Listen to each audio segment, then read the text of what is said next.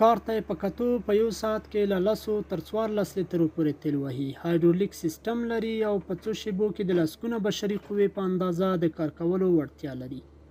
اسکواټور له دې وسیلې د ځمکې په نرمولو، د کانالونو او لویو بندونو په پاکولو او د دې ترڅنګ لا دا چې د هر ډول ودانیو په نړولو کې هم ترې اسانه استفاده کیږي.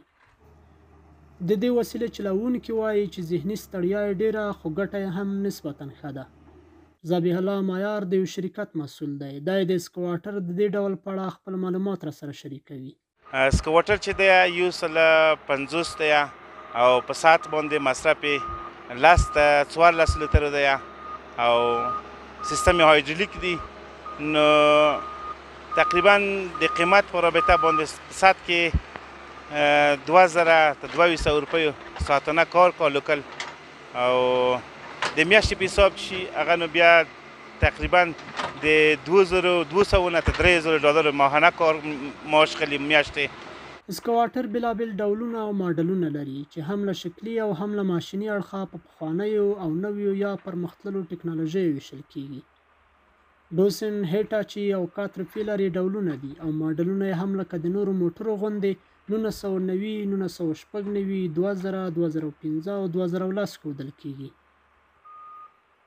د ذبیح الله مایار په خبره چې د اسکواټر په برخه کې د ټکنالوژۍ پرمختګ هم خورا چټک دی او کېدای شي چې هیواد ته د هیوادوالو د اړتیا په صورت کې د دې وسیلې نور ماډلونه هم وارد شي.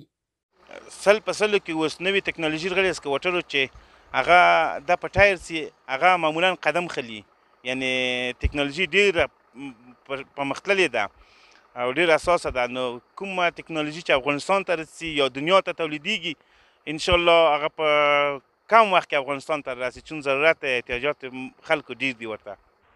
لکه څنګه چې د اسکواټر سیستمونه بېلابېل دي، همدا رقم یې بڼې یا ډولونه هم مختلف دي چې ټایر او چین والا یې ښې بېلګې دي.